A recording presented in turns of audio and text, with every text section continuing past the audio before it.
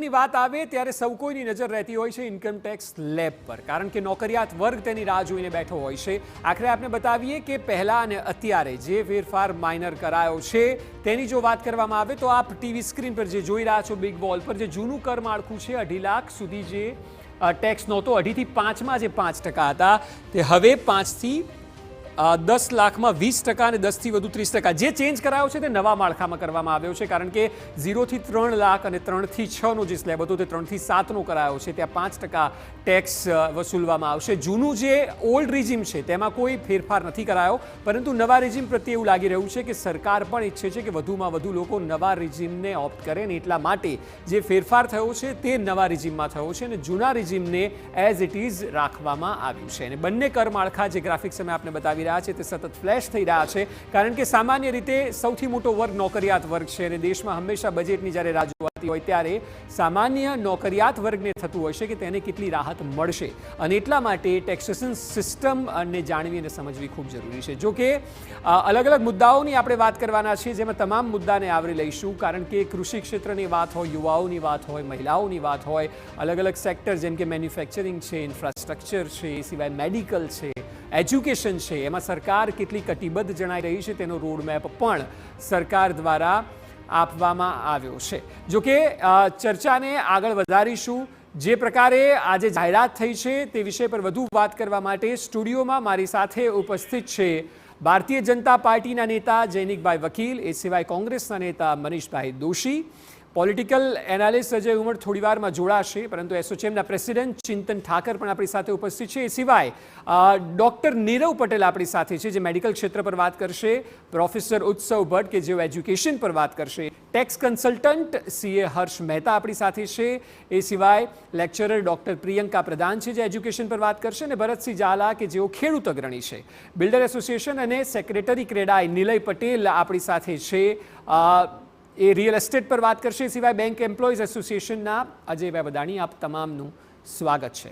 સૌથી પહેલો સવાલ જૈનિકભાઈ આપને પૂછીશ. ભારતીય જનતા પાર્ટી જ્યારે સ્વાભાવિક સરકાર વિકાસશીલ બજેટ ગણાવી રહી છે ત્યારે ઓવરઓલ મુદ્દાઓને ટાંકતા કોંગ્રેસનું એવું સ્પષ્ટ માનવું છે કે આ તેમના મેનિફેસ્ટોમાંથી લેવાયેલું બજેટ છે, મેનિફેસ્ટોથી ઇન્સ્પાયર્ડ છે. સતત જે પ્રો ગ્રોથ અને પ્રો એમ્પ્લોયમેન્ટ આ બજેટ છે.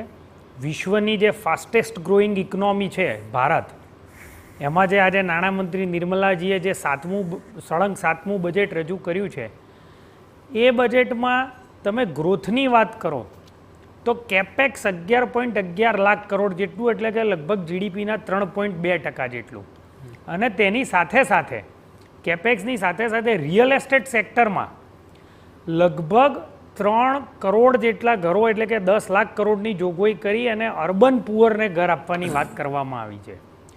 પ્રો એમ્પ્લોયમેન્ટ કઈ રીતે કહેવાય તો જે મુદ્રા યોજના છે, એ મુદ્રા યોજનામાં 10 લાખથી વધારીને 20 લાખની લિમિટ કરવામાં આવી છે. આ ઉપરાંત ઘણી બધી different type of skilling program આ બજેટમાં રજૂ કરવામાં આવ્યા છે. અને જે MSME છે, MSME માટે ઘણા બધા પ્રાવધાનો કરવામાં આવ્યા છે. ખાસ કરીને MSMEને ક્રેડિટ, જે સ્ટ્રેસ્ડ MSME છે એને ક્રેડિટ આપવા માટેની આ બજેટમાં વાત કરવામાં આવી છે. મેક્રો ઇકોનોમિક ફંડામેન્ટલ એ આ બજેટમાં ખાસ ધ્યાન રાખવામાં આવ્યું છે, જેમ કે ફિસ્કલ ડેફિસિટ, જે આખા મેક્રો ઇકોનોમિક ફંડામેન્ટલ છેલ્લા 10 વર્ષથી જે સ્ટેબિલાઇઝ કર્યા છે, એમાં ખાસ કરીને ફિસ્કલ ડેફિસિટ 4.9 જેટલી અત્યારના બજેટમાં પ્રાવધાન કરવામાં આવ્યું છે, અને આગામી વર્ષોમાં એ ઘટાડીને 4.5 કરશે. આનો સીધો મતલબ એ થાય છે કે ઇન્ફ્લેશન પણ બિલકુલ કંટ્રોલમાં આવશે. જોડે જોડે જે બીજા મેક્રો ફંડામેન્ટલ ઇકોનોમિક છે કે જેમ કે ઓવરઓલ આપણે જોઈએ તો GDP રેશિયો લગભગ 7% જેટલો GDP થવાનો છે. અને આ બધું જોતાં આપણે અત્યારે જોઈએ કે જે બેન્કોની અને કોર્પોરેટ કંપનીઓની બેલેન્સ શીટ છે એ એકદમ સ્ટ્રોંગ દેખાય છે. અને હજી તો જે રિફોર્મ્સ છેલ્લા 10 વર્ષમાં થયા છે, એમાં GST હોય કે IBC હોય, એ રિફોર્મ્સ હજી પ્રીમેચ્યોર સ્ટેજ ઉપર હતા. આપ જે મુદ્દાઓ કહી રહ્યા છો કે આવનારા સમયમાં પણ જે સરકારનું વિઝન છે, તો મનીષભાઈ મારે સવાલ આપને પૂછવો છે કે કોંગ્રેસ આને કેમ કોંગ્રેસ પ્રેરિત બજેટ કહી રહી છે? એવા કયા મુદ્દાઓ છે આપને લાગે છે કે આપના મેનિફેસ્ટોમાંથી લીધા? જે રીતે આજનું બજેટ રજૂ થયું, અગાઉના બજેટની આખી સિરીઝ જુઓ, દરેક વખતે નવા સૂત્ર, નવી વાત. આ વખતે સ્કિલ ઇન્ડિયા, સ્ટાર્ટઅપ ઇન્ડિયા એક બાજુ મુકાઈ ગયા, બીજી વાત કરવામાં નવી વાત આવી. હવે નવી વાતમાં પાછું એનાથી નવું આવ્યું કે અમે આપશું. સૌથી મોટી કોંગ્રેસ પક્ષે ન્યાયપત્ર જે કોંગ્રેસે 2024ના લોકસભાની ચૂંટણી સમયે રજૂ કર્યું, એમાં એપ્રેન્ટિસશીપ, પહેલી નોકરી પક્કી, એટલે 1 લાખ રૂપિયાથી એપ્રેન્ટિસશીપ જે આપવાની વ્યવસ્થા કરવાની હતી, એને આજે એમને યાદ આવ્યું. મને આનંદ એ વાતનો છે, કોપી પેસ્ટથી હું આગળનું કહીશ કે દેશની અંદર જે લોકો સમજવા તૈયાર નહોતા કે બેરોજગારી એ રાષ્ટ્રીય સંકટ છે, સમસ્યા છે, અને યુવાનોને રોજગાર, જેને આપણે ડેમોગ્રાફિક ડિવિડન્ડ કહીએ છીએ, એ ડિવિડન્ડનું બોલવામાં સારું લાગે, પણ જે રીતે છેલ્લા 10 વર્ષમાં બેરોજગારી 45 વર્ષના આસમાન ઉપર પહોંચી, સૌથી ઊંચો બેરોજગારીનો દર, અને એવા સમયે ડેમોગ્રાફિક ડિવિડન્ડ એ ડેમોગ્રાફિક ડિઝાસ્ટર તરફ જતું હતું. તેવા સંજોગોમાં આ વખતે કેન્દ્રની સરકારને યાદ આવ્યું ચૂંટણીના પરિણામ પછી, વાસ્તવિકતા આવી, જમીની હકીકત, અને એમને આ એક એપ્રેન્ટિસશીપની વાત કરી. બીજી વાત સૌથી મોટી 4 મુદ્દાઓને કીધી, પણ આખા બજેટની અંદર ક્યાંય મોંઘવારીનો મ નથી બોલ્યા. વાત કરે છે એક બાજુથી એમ કહે છે કે ગરીબો પુઅરનું, અરે સૌથી મોટું બજેટમાં લોકોની બચત ઉપર ધાપ મારવાનું કોઈએ કામ કર્યું. હું ધાપ શબ્દ વાપરું છું. ધાપ મારવાનું પાપ કોઈએ કર્યું હોય તો આ કેન્દ્રની સરકાર કરી રહી છે. બીજી વાત સૌથી મોટી, અનઓર્ગેનાઇઝ સેક્ટર, અસંગઠિત ક્ષેત્રમાં દિવસે દિવસે જે રીતની સ્થિતિ ઊભી થાય, રિફોર્મ્સના નામે અસંગઠિત ક્ષેત્રને સંપૂર્ણપણે ખુલ્લું મૂકી દીધું છે, ભગવાન ભરોસે કરી દીધું છે. એક તરફ દેવાની સતત વધતી જતી સ્થિતિ, મોટા આંકડા, ગુલાબી પિક્ચર રજૂ કરવાનું, પણ જમીની હકીકત ઉપર જોઈએ તો નથી એક પણ જૂની યોજનાની રિપીટેશનમાં બોલ્યા, કારણ કે જૂની યોજનાનો હિસાબ આપી શકે એમ નથી. ખેડૂત અને ખેતી માટેની વાત આવી, પણ હકીકત એ છે કે ખેડૂત અને ખેતીમાં આપણે જો ડેટા જોઈએ ભારત સરકારના જ પોતાના, તો ખેત મજદૂરોની સંખ્યા વધતી જાય છે, ખેતીની જમીન ઘટતી જાય છે. જી મનીષભાઈ, જે આપ વાત કરી રહ્યા છો જે પડકારોની વાત છે, પરંતુ જ્યારે અન્ય મહેમાનો પણ છે, ચિંતનભાઈ આપને એ પૂછીશ કે આપ ઓવરઓલ બજેટને કઈ રીતે જોઈ રહ્યા છો? શું ઇન્ક્લુઝિવ ઓફ ઓલ સેક્ટર્સ, અને આપને લાગે છે આ પોઝિટિવ બજેટ છે? વેલ, જો આપણે કોર્પોરેટની વાત કરીએ, એઝ અ એસોચેમ અમારે 4.25 લાખ MSME અમારી સાથે જોડાયેલા છે, અને મેન્યુફેક્ચરિંગ સેક્ટર પણ જોડાયેલું છે. તો આપણે ગત બધા વર્ષોમાં વાત કરી કે ઇન્ડિયા ચાઇના પ્લસનું ઓલ્ટરનેટ ઇન્ડિયા છે, અને ઇન્ડિયામાં આપણે હવે every one is looking towards India for investment. તો ઇન્વેસ્ટમેન્ટ તો બધા આવવાના ચાલુ થઈ ગયા છે, પણ એના માટે જે ઇકોસિસ્ટમ બનાવવાની હતી, જેમ કે આપણે બહુ સ્ટ્રોંગ MSMEની જરૂર હતી, બહુ સ્ટ્રોંગ સારું સ્કિલિંગ કરીને દેવાનું હતું. આના માટે કેપેક્સ આપણે ઘટાડવાનું હતું ને ઓપેક્સ ઘટાડવાનું હતું. સોશિયલ ઇન્ફ્રાસ્ટ્રક્ચર અને ઇન્ટિગ્રેટેડ પાર્ક અને રિસર્ચ ડેવલપમેન્ટ, આ અમારા કોર ઇશ્યુઝ હતા કે ઇન્ડિયામાં બહારથી ઇન્વેસ્ટર તો આવી જશે, પણ ઇન્વેસ્ટરને મેન્યુફેક્ચરિંગ માટે જે ઇકોસિસ્ટમ જોશે એ અવેલેબલ થશે કે નહીં થાય. તો આ વખતે બજેટમાં બધા જ બોક્સ ઉપર ટીક થઈ ગયા છે. MSMEમાં સારામાં સારું ક્રેડિટ લિંકેજ આપી દીધું, સ્ટ્રેસ ટાઈમે એ લોકોને ફંડિંગની વ્યવસ્થા કરી આપી. સ્કિલિંગ માટે ઇન્ટર્નશીપ 15,000 રૂપિયા ફર્સ્ટ ટાઈમ એમ્પ્લોયમેન્ટવાળાને જે આપ્યા છે, એ એક રિફોર્મ છે બહુ મોટું. અને EPFનું કોન્ટ્રીબ્યુશન જે છે એ પણ ખૂબ મોટી વસ્તુ છે. સો પુટ ટુગેધર જે ઇન્ડિયાને મેક ઇન ઇન્ડિયા તમારે જો સક્સેસ કરવા માટે જે જોતું હતું એ બધી જ વસ્તુના બોક્સ ઉપર ટીક થયેલા છે. માટે અમે as a MSME, as a manufacturing ખૂબ ખુશ છીએ. બિલકુલ, આપ આપની વાત રાખીએ. હર્ષભાઈ, હું આપને પૂછવા માંગીશ, CA તરીકે જ્યારે આપ ટેક્સની વાત કરો છો, શું એવું લાગે છે કે સરકાર જે છે તે નવા રિજીમ પ્રત્યે કટિબદ્ધ છે, કારણ કે નવા રિજીમમાં જ ફેરફાર છે, જૂનાને એઝ ઇટ ઇઝ રખાયું છે? આપનું શું માનવું છે? જ્યારે ગવર્મેન્ટે 2 ઓપ્શન ઇન્ટ્રોડ્યુસ કર્યા, નવા રિઝિમ અને જૂનું રિઝિમ, તો ગવર્મેન્ટનું ફોકસ બટ ઓબ્વિયસ નવા રિઝિમ પ્રત્યે હતું. બિકોઝ હવે ઇન્વેસ્ટમેન્ટ કરતાં માર્કેટમાં વધારે પૈસા આવે એવું ગવર્મેન્ટનું ફોકસ છે, જેનાથી ઇન્ડિયન ઇકોનોમીનો ગ્રોથ થાય. ફિક્સ ડિપોઝિટ થઈ અને એ ફંડિંગ થતું હતું એ લાર્જ સેક્ટર અને મિડ સાઇઝ કંપનીને થતું હતું. MSMEને ફોકસ કરવા માટે IPOમાં જવી હોય જે કંપનીને, તો રિટેલ ઇન્વેસ્ટર IPOમાં પાર્ટિસિપેટ કરે એ એંગલથી નવા ટેક્સ રિઝિમને ફોકસ કરાયું છે. અને મિડલ ક્લાસ ફેમિલી માટે આ નવું ટેક્સ રિઝિમ બહુ સારું છે, જેમાં ડિફરન્ટ સ્લેબ આપવામાં આવે છે. જે પહેલાં 3 સ્લેબ જ હતા, હવે ટોટલ 6 સ્લેબ થઈ ગયા છે. તો ડિપેન્ડ ઓન માય ઇન્કમ મારું ટેક્સ એટલું લાગશે. સો પોઝિટિવ આઉટકમ છે આ ટેક્સ રિઝિમનું. બિલકુલ. ભરતભાઈ, આપ પૂછીશ, કારણ કે કૃષિ ક્ષેત્ર પર સરકાર આટલું બધું ધ્યાન કેન્દ્રિત કરવાની વાત કરે છે, એ સિવાય 1.5 લાખ કરોડના બજેટની વાત છે. આપને લાગે છે કે જે મુદ્દાઓની વાત થઈ છે એમાં ખેડૂતોના ખરેખર હવે અચ્છે દિન આવશે? સરકાર જેટલી ફોકસ છે એમાં? બહુ દુઃખ અને લોહીના આંસુ સાથે હું કહું છું, હું કોઈ રાજકીય પક્ષે જોડાયો નથી, પરંતુ ખેડૂતો આંદોલન 2019 પછી થયું, પણ 2019માં અખિલ ભારતીય કિસાન સંઘર્ષ સમન્વય સમિતિ અને એક રાજ્યનો એક ગામના ખેડૂતોએ નરેન્દ્રભાઈ મોદીને 1 જુલાઈ 2019 એક લેખિતમાં રજૂઆત કરી હતી કે સમગ્ર દેશના ટોટલ બજેટના 50% બજેટની રકમ ગ્રામીણ વિસ્તારમાં ખેડૂતો સાથે સંકળાયેલા મજૂરો અને પશુપાલન કરતાના જીવનમાં આન બાન અને શાન આવે એવી એક એની પાછળ નાણાં ખર્ચવામાં આવે. ત્યારબાદ સમગ્ર દેશમાં ખેડૂત આંદોલન થયા ત્યારે નરેન્દ્રભાઈ મોદીએ સ્પષ્ટ કીધું હતું કે અમારી સરકાર MSPનો કાયદો લાવશે અને દેશના ખેડૂતોની આવક બમણી કરવા માટે યોજના બનાવશે. આજે દુઃખ સાથે કહેવાનું છે કે જય જવાન જય કિસાન ને જય યુવાન સાથે અમે જોડાયેલા છીએ. ડિફેન્સનો મોદી સાહેબ ડી નથી બોલ્યા, જવાનનો જ નથી બોલ્યા અને ખેડૂતોનો ખ નથી બોલ્યા. માત્ર આ દેશની ધરતીને લૂંટવાવાળા, આર્થિક સંસાધનનો હિસ્સો લૂંટવાવાળા માત્ર 2% લોકોનો વિકાસ છે. 80 કરોડ જનતાને તમે 5 કિલો અનાજ આપવાની વાત કરો છો, એ સારી વાત છે, પણ 5 કિલોથી ઉપર તમારે લાવવા જ નથી. Right to food, right to work, right to education ક્યાં ગયું? આ દેશની જનતાની મોંઘવારી અને ફુગાવાનો માર તમે ક્યારે ઓછો કરશો? ખેડૂતો પાસેથી 2 રૂપિયા ટમાટા લેવાશે અને અમારી ગૃહિણીનું બજેટ આખું ખોરવાઈ ગયું. આ બાબત જે મેઇન વસ્તુ છે કે આપણા ભારતના સંવિધાનમાં સેવાઓને સગવડતો આ તમામ કૃષિ આપ જે વાત કરી રહ્યા છો તમામ કૃષિ જગતના પ્રશ્નો છે ને જેના પર સરકારે એડ્રેસ કરવું જ પડશે. અન્ય સેક્ટર ભરતભાઈ આવી શકે પાસે નિલેશભાઈ આપની પાસે વાત કરીશ, કારણ કે જે પ્રકારે સરકારે રિયલ એસ્ટેટની વાત કરી છે એ મુજબ શું લાગી રહ્યું છે? અફોર્ડેબલ હાઉસિંગની વાત હોય કે પછી અર્બન ડેવલપમેન્ટની વાત હોય, આપને લાગે છે કે રિયલ એસ્ટેટમાં હવે તેજી જોવા મળશે જે પ્રકારની યોજનાઓ છે? રિયલ એસ્ટેટ સેક્ટરને ધ્યાનમાં રાખીને સરકારે 3 મોટા કામો કર્યા છે. એક તો જે 10 lakh crore urban poor housing માટે ફાળવ્યા છે એ તો બહુ જ મોટું સ્ટેપ છે. Revenue records, land revenue records બધા ડિજિટાઇઝ કરવાનો પ્રયત્ન કર્યો છે, એ પણ એક સારી મોટી વાત છે. સૌથી મોટું સ્ટેપ છે એ લોંગ ટર્મ કેપિટલ ગેઇન ટેક્સમાં 20%થી ઘટાડીને 12.5% કરાવ્યા છે, જેના કારણે માર્કેટમાં ડેફિનેટલી લિક્વિડિટી આવશે. રિયલ એસ્ટેટ સેક્ટરમાં ટ્રાન્ઝેક્શન્સ ઘણા બધા ફોર્મલાઇઝ થશે અને ફોર્મલાઇઝ ટ્રાન્ઝેક્શન્સ થવાના કારણે ખાસ રિયલ એસ્ટેટ ડેવલપર્સને લોન્સ લેવા માટે કે ફાઇનાન્સ લેવા માટે ખાસી હેલ્પફુલ થશે. એટલે આ 3 મોટા સ્ટેપ સરકારના બહુ જ સારા છે, જેના કારણે અમે રિયલ એસ્ટેટ તરીકે આને સારું બજેટ ગણીએ છીએ. બિલકુલ. એજ્યુકેશન ક્ષેત્રની વાત કરવામાં ઉત્સવભાઈ આપને એ પૂછીશ કે સરકારે જે પગલાં લીધા છે કે જે પગલાં લેવાની વાત કરી છે, જેમાં એજ્યુકેશન લોનની વાત હોય, એ સિવાય ઇન્ટર્નશીપમાં વિદ્યાર્થીઓને, કારણ કે 500 ટોપની કંપનીઓમાં ઇન્ટર્નશીપ આપવામાં આવશે, ઇન્ફ્રાસ્ટ્રક્ચરની વાત કરી છે એજ્યુકેશનમાં, આપ કેટલા પોઝિટિવ છો અથવા તો આપનો રિવ્યૂ શું છે આખી જાહેરાતને લઈને?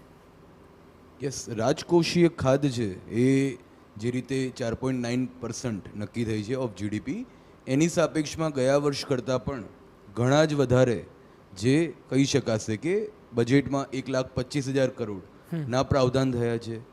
અને જે લોન છે તો ગરીબ વિદ્યાર્થીઓને લોન મળશે તો જ તેઓ આગળ આવી શકશે. એજ્યુકેશન છે તો ફ્રીડમ અને ઇક્વલિટી બંને એજ્યુકેશન ઉપર નિર્ભર છે.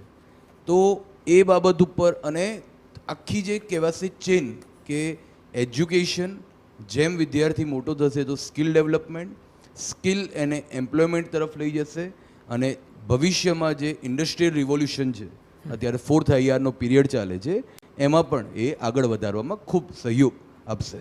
બિલકુલ. આપણી સાથે ડૉક્ટર નીરવ પટેલ છે, તેમની સાથે વાત કરીશું. નીરવભાઈ, જે પ્રકારની જાહેરાત મેડિકલ ક્ષેત્રમાં કરવામાં આવી છે, કારણ કે જુઓ કેન્સરની દવાઓથી લઈને એક્સરે મશીનોથી લઈને જે સસ્તા થવાની વાત છે, આપ કઈ રીતે જોઈ રહ્યા છો એઝ અ ઇન્ડસ્ટ્રી કે અને અથવા તો એવું પણ કોઈ સુઝાવ હોય કે જે આ થવું જોઈતું હતું અને જે જાહેરાત ન થઈ, મેડિકલ ક્ષેત્ર શું કહી રહ્યું છે? મેડિકલ ક્ષેત્ર માટે મારો મિક્સ પ્રતિસાદ છે, કારણ કે 2 જે વસ્તુઓ કરી છે, કેન્સરની દવાઓ સસ્તી કરી છે. આપણે સૌ જાણીએ છીએ કે કોઈના ઘરમાં કેન્સર આવે ત્યારે એની બચતની બધી જમા પૂંજી અને ટ્રીટમેન્ટમાં વપરાઈ જાય છે, તો આ સસ્તી થશે તો એ કોસ્ટ એમની ઘટશે. બીજું, એક્સરે જ્યારે મશીન સસ્તા થશે તો પેરીફરીમાં જ્યાં એક્સરે મશીન ઇન્સ્ટોલ થઈ શકે, જે કોસ્ટના લીધે અત્યાર સુધી નહોતા થઈ શકતા, તો એ મશીનના લીધે જે પેરીફરીમાં મેડિકલ સેવાઓ છે, જેથી દાખલા તરીકે ચેસ્ટ એક્સરે કરાવવા, તે ન્યુમોનિયા, ટીબી, ફ્રેક્ચર્સ એવી નાની નાની વસ્તુઓ માટે મોટા સિટીમાં આવવાની જરૂર નહીં પડે અને ત્યાં જ થઈ જશે. અને એને ડિજિટલી આપણે એની ટ્રીટમેન્ટ પણ મોટા સેન્ટરમાંથી ખાલી એક્સરે મોકલવાથી પણ થઈ શકતી હોય છે. જે પોઈન્ટ્સ અમે એક્સપેક્ટ કરતા હતા એ છે કે જે પ્રધાનમંત્રીની PMJY યોજના છે એના અંદર જે 5 લાખની લિમિટ છે, વી વર એક્સપેક્ટિંગ કે 10 લાખ સુધી વધી શકી હોત. અને બીજું જે પોઈન્ટ છે એ જે વેક્સિન ઇન્ડસ્ટ્રીઝને જે બૂસ્ટ મળવો જોઈતો હતો, કારણ કે આપણે કોરોનામાં એની વેક્સિનની તાકાત જોઈ છે, તો વેક્સિન ઇન્ડસ્ટ્રીમાં જે અગર બૂસ્ટ મળ્યો હોત, ઘણી બધી વેક્સિન હજુ આપણે ઇમ્પોર્ટ કરવી પડે છે, તો એ જ વેક્સિન જો ઇન્ડિયામાં બનતી હોત અને આપણે એક્સપોર્ટ કરતા હોત તો આપણે હેલ્થ સેક્ટર માટે પણ ઘણું સારું હોત. એટલે જે બજેટ ફાળવવું જોઈએ એટલું ફાળવ્યું નથી હેલ્થ સેક્ટરમાં. બિલકુલ. અલગ અલગ સેક્ટરની જ્યારે વાત કરીએ છીએ ત્યારે બેન્કિંગ સેક્ટર પણ ખૂબ મહત્વનું છે.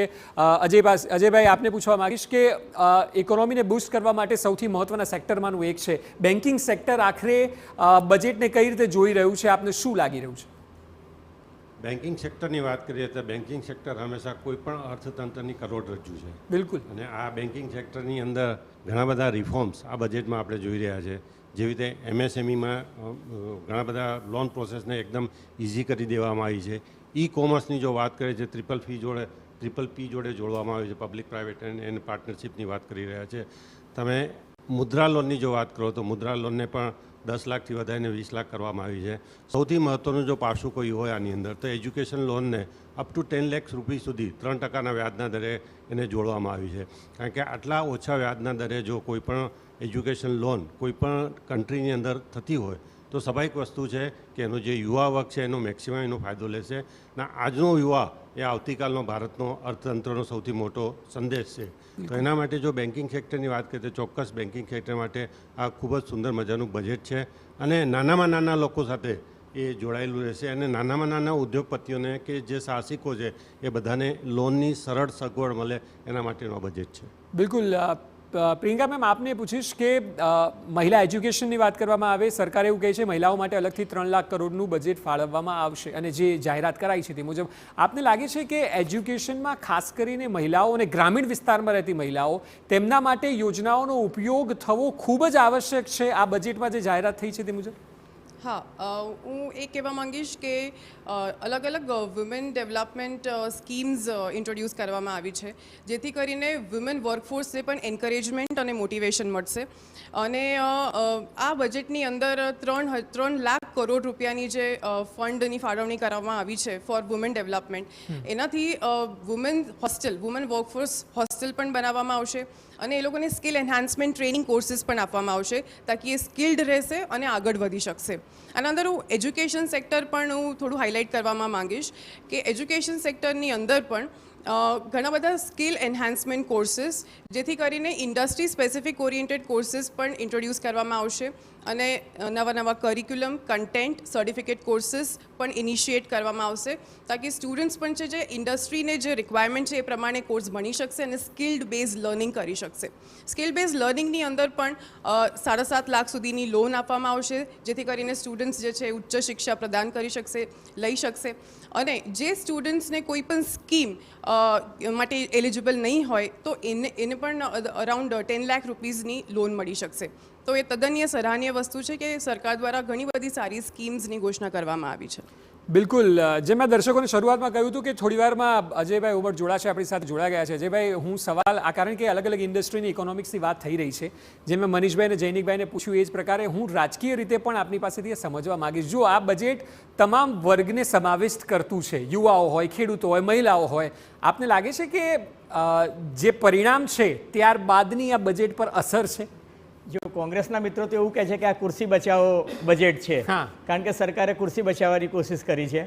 હકીકતમાં હું જોવા જાઉં તો ગુજરાતી તરીકે મને શું મળ્યું આ બજેટમાં, તો જે ફાયદો થયો એ બિહારને મળ્યો છે, ફાયદો થયો એ આંધ્રપ્રદેશને મળ્યો છે. ગુજરાતને તો એવું કાંઈ જ નથી મળ્યું.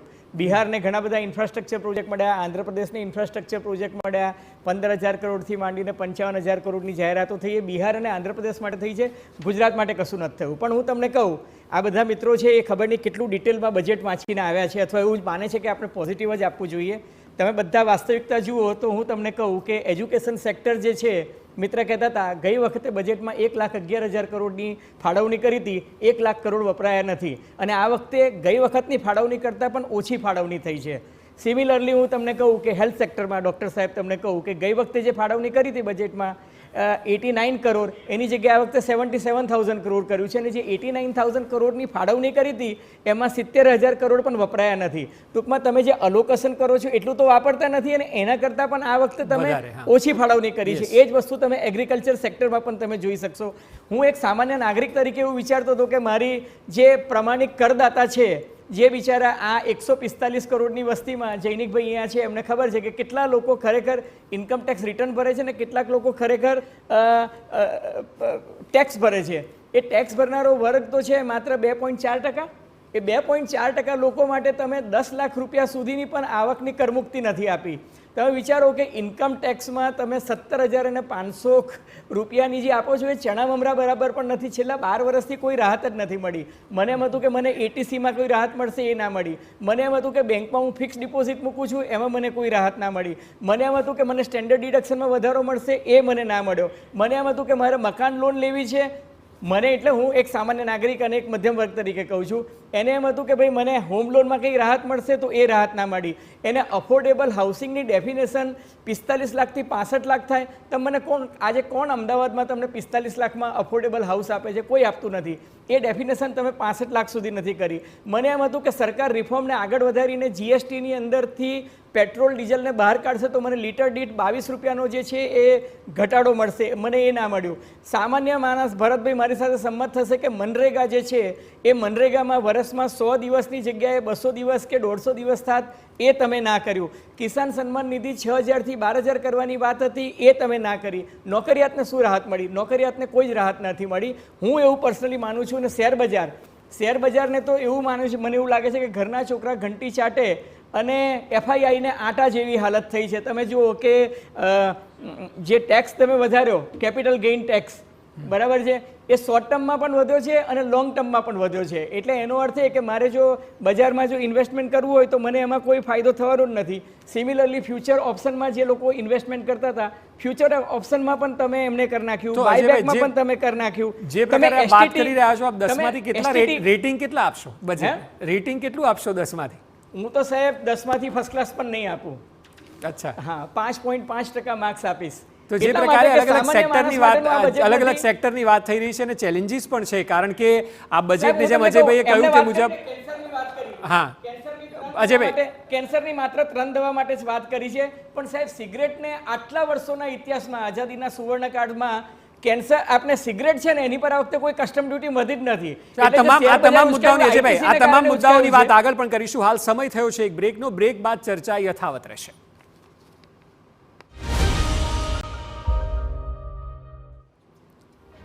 Welcome back. બ્રેક બાદ આપનું સ્વાગત છે. તો જ્યારે બજેટની ચર્ચા થઈ રહી છે ત્યારે હવે આપને બતાવીએ કે બજેટ બાદ રાજ્યના મુખ્યપ્રધાન ભૂપેન્દ્ર પટેલ અને કોંગ્રેસના પ્રદેશ અધ્યક્ષ શક્તિસિંહ ગોહિલે શું પ્રતિક્રિયા આપી. કેન્દ્ર સરકારનું 2024-25ના વર્ષનું બજેટ વિકસિત ભારતનું સુરેખ પથ કંડારતું સર્વગ્રાહી અને સર્વસ્પર્શી બજેટ છે.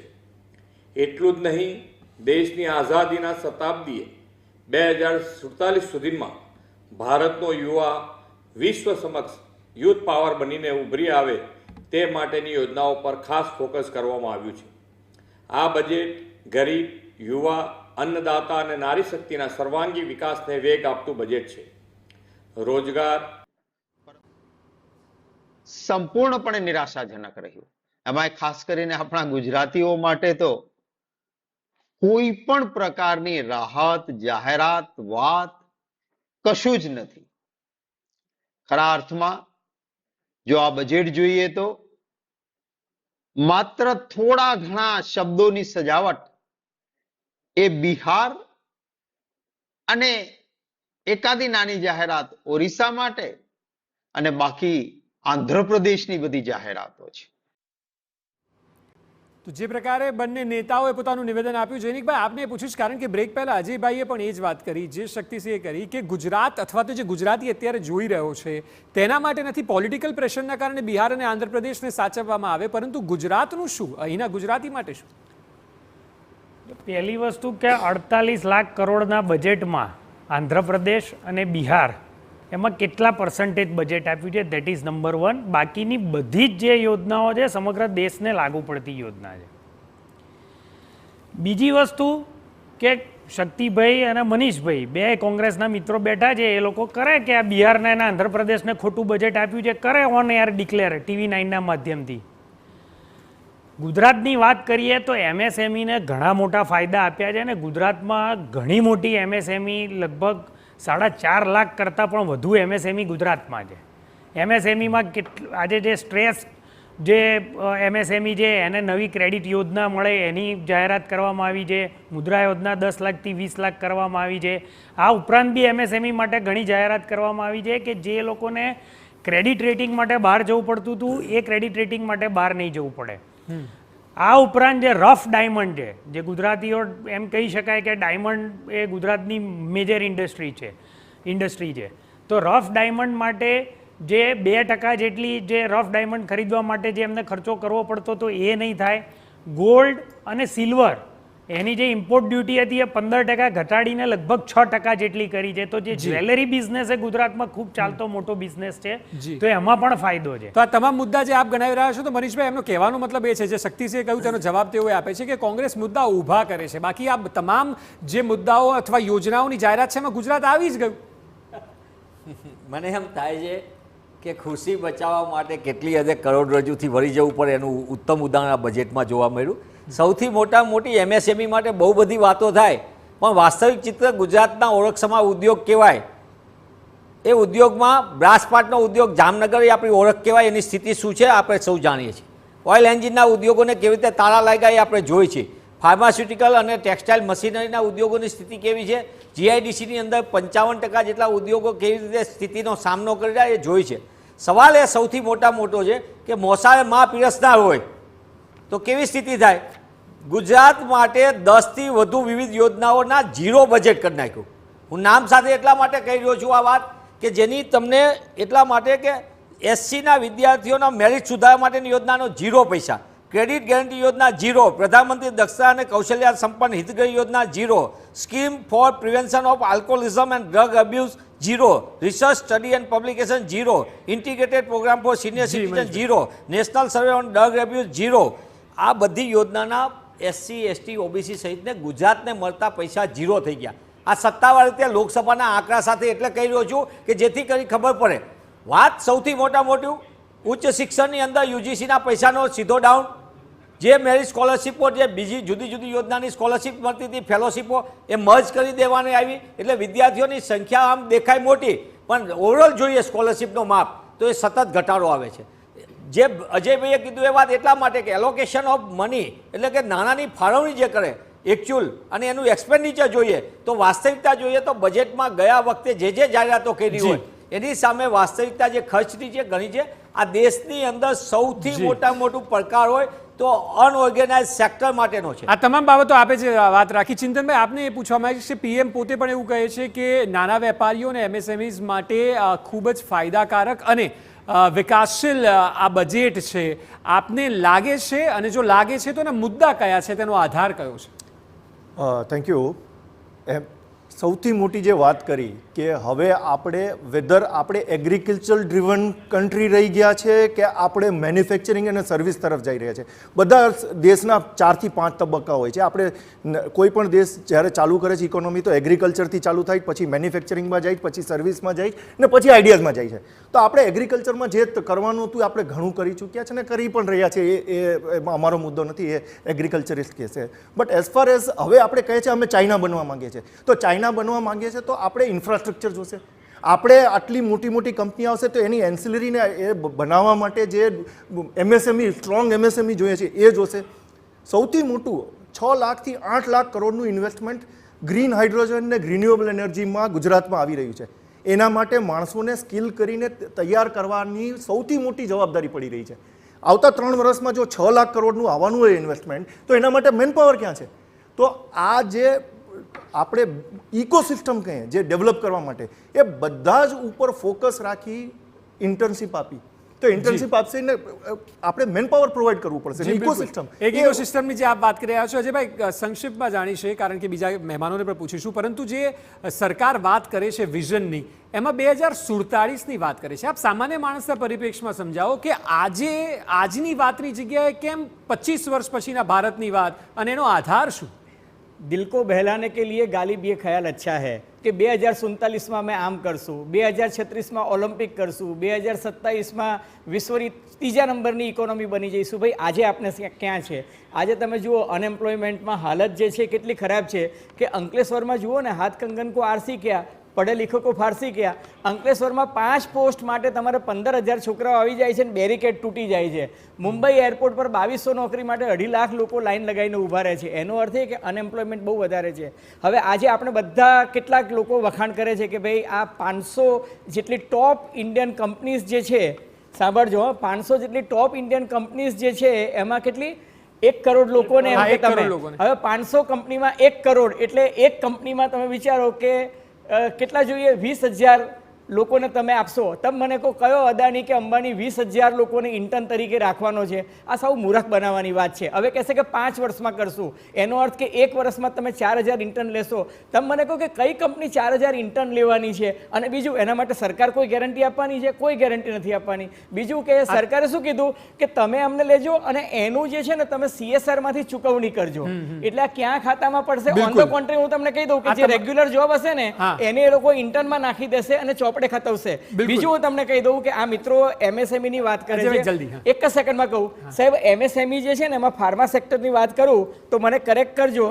જે રેગ્યુલેટરી ઇકોનોમી આપણે ઇકોસિસ્ટમ છે ને એમાં 998 કોમ્પ્લાયન્સીસ જે છે ને માત્ર ફાર્મા સેક્ટર છે, જે ગુજરાત ફાર્માસ્યુટિકલનો હબ છે, એમાંથી 50% એવા છે કે કોમ્પ્લાયન્સ તમે ના કરો તો તમને જેલમાં પૂરી દે. એટલે દરેક વસ્તુમાં તમારે થર્ડ પાર્ટી કન્સલ્ટન્ટ રાખવો પડે. એટલે આ બહુ ઈઝી નથી જે આપ રાખી રહ્યા છો. હર્ષભાઈ, આપને પૂછીશ ટેક્સના પોઈન્ટ ઓફ વ્યૂથી, આપ આ આંકડો જણાવો. એક તો ટેક્સ પેયર્સ કેટલા છે, કારણ કે જે નોકરિયાત લોકો છે તેઓ એ અપેક્ષા રાખીને બેઠા હતા કે જૂના માળખામાં કોઈ ચેન્જ આવશે, જે નથી આવ્યું. નિરાશ ચોક્કસ થયા છે. અસર ઓવરઓલ જોઈએ તો સ્ટોક માર્કેટ પર પણ છે.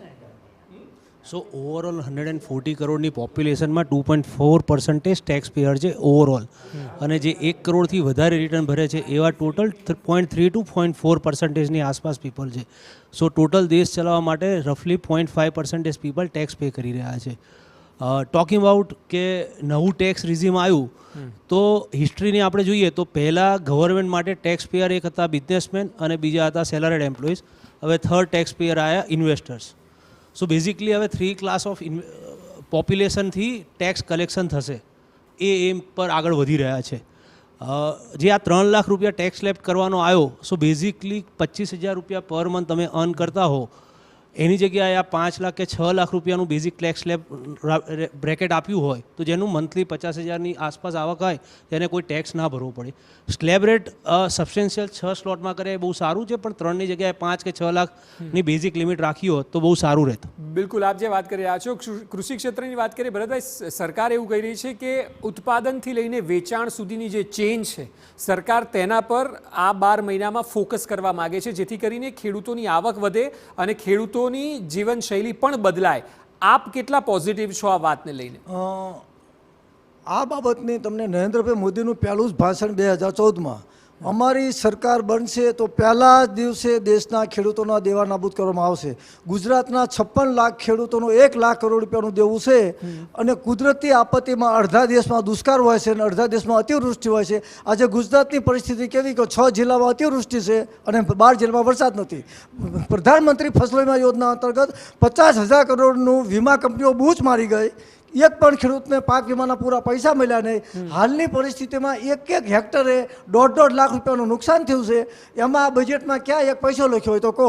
એટલે સ્પષ્ટપણે કહું છું, મારા સાહેબે કીધું કે ખેતીને ઉદ્યોગનો દરજ્જો આપો, પણ ખેતી કરો તો ખબર પડે, વેપાર કરો તો વીતે. અમારા ભડગામડાના ભાણજી ભટ્ટ કહેતા હતા કે લોટ માગે તો જીતો.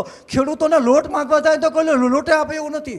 અત્યારે ગુજરાતમાં 56 લાખ ખેડૂતોમાંથી કોઈ ખેતી કરવા રાજી નથી. હું પોતે ગઈકાલે વાવણી કરીને આવ્યો, મારે ઓછામાં ઓછા 3 હેક્ટરમાં 28,000નું તમારું બિયારણ થયું. બિયારણ નીકળ્યું, ડુપ્લિકેટ નીકળ્યું. કોની પાસે? નહીં રાડકે ઓલા દેવાયત પંડિતની વાણી હતી ને, લોકો તણી લક્ષ્મી લૂંટાય છે, નહીં રાડકે નહીં ફરિયાદ. તો ગામ, ગાય, ગરાઈશીઓ અને ગરીબ બધા દેશમાં દુઃખી છે. બિલકુલ આપ જે વાત રાખી રહ્યા છો તો નિલયભાઈ, જ્યારે રિયલ એસ્ટેટની વાત કરવામાં આવે, રિયલ એસ્ટેટમાં એક સમસ્યા સામાન્ય માણસને થાય છે કે અફોર્ડેબલ હાઉસિંગની તો અલગ વાત છે, પરંતુ જે મકાનોની કિંમત હોય, ઓવરઓલ આપ માનો છો કે ટેક્સેશન સિસ્ટમ જીએસટીને કારણે પણ ખૂબ લોકોને મોંઘું પડી રહ્યું છે, એનું કોઈ સમાધાન છે ખરું?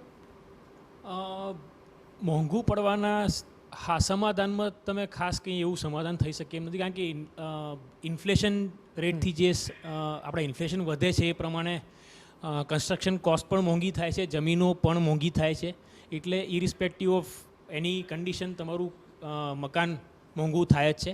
એમાં સરકાર ક્યાંક મદદ કરી શકે એવી છે, જે અજયભાઈએ પહેલાં કીધું હતું એમ કે નાના મકાનો માટે થઈને 45 લાખની કેપ છે જીએસટીના 1% લેવા માટે, તો એને 45 લાખથી વધારીને 65 લાખ કે 75 લાખ કરી દેવામાં આવી હોત, જે અમે ઘણા વર્ષોથી માંગણી કરતા આવ્યા સરકાર પાસે, તો અફોર્ડેબલ હાઉસિંગને ખાસું એવું બૂસ્ટ મળત અને સરકાર એટલે ડેવલપરો સસ્તા મકાન થોડા આપી શકત. જી બિલકુલ, આ તમામ બાબતો છે, અલગ અલગ સેક્ટરની જ્યારે વાત થઈ રહી છે, આગળ પણ ચર્ચાની યથાવત રાખીશું. પહેલાં હાલ સમય થયો છે એક બ્રેકનો.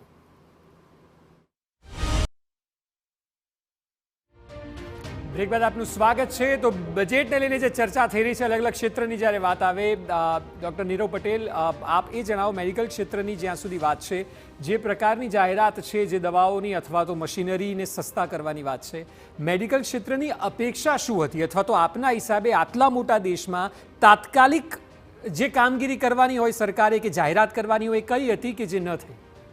મેડિકલ ફિલ્ડમાં આપણે જોઈએ છે, જેમ કે ચાંદીપુરા વાયરસ અત્યારે આવ્યો છે, આખો હાહાકાર મચી ગયો. જો આપણું રૂરલ ડેવલપમેન્ટ જે હેલ્થ સેક્ટર છે, રૂરલ હેલ્થ સેક્ટર, એ જો વધારે સ્ટ્રોંગ હોત, ઇન્ફ્રાસ્ટ્રક્ચર બની રહ્યું છે પણ મેન પાવર વગર ઇન્ફ્રાસ્ટ્રક્ચર નકામું છે. જો ત્યાં ડૉક્ટર્સ ત્યાં સારી રીતે ટકી શકે, એમના માટે કોઈ સારું પેકેજ, ઇન્સેન્ટિવ બેઝ, કમ્પલ્શન પ્રમાણે પણ તો જો કર્યું હોત, તો એ બધા કેસીસ જે બગડે છે પેરીફરીમાં, પછી જ્યારે મોટા સેન્ટર પર આવે છે ત્યાં સુધીમાં કદાચ લેટ થઈ ગયું હોય છે. તો એક રૂરલ હેલ્થ ઇન્ફ્રાસ્ટ્રક્ચર પર આઈ વોઝ એક્સપેક્ટિંગ કે થોડું હજુ વધારે સારી રીતે કામ કરી શક્યા હોત. એ જ પ્રમાણે ઉત્સવભાઈ, શિક્ષણ ક્ષેત્રમાં અત્યારની જે તાકીદની વાત કરીએ તો જરૂરિયાત શું છે? કારણ કે આપ લોકોનો અવાજ પણ તો સરકાર સુધી જવો જોઈએ. સરકારે જે જાહેરાત કરી સ્વાભાવિક સમજી વિચારીને કરીએ છીએ, પરંતુ જરૂરિયાત ગ્રાઉન્ડ લેવલ પર શેની છે? યસ, જે ન્યૂ એજ્યુકેશન પોલિસી 2020 છે એ મુજબ અર્લી ચાઇલ્ડ કેર એજ્યુકેશન છે, એના માટે કામ કરવાની જરૂર છે. સ્કૂલ ઇન્ફ્રાસ્ટ્રક્ચર છે એને સારું કરવાની જરૂર છે. એના સિવાય value base education, moral education આપવાની અને એના માટેની પણ એક આખું ફ્રેમવર્ક બનાવવાની જરૂર છે.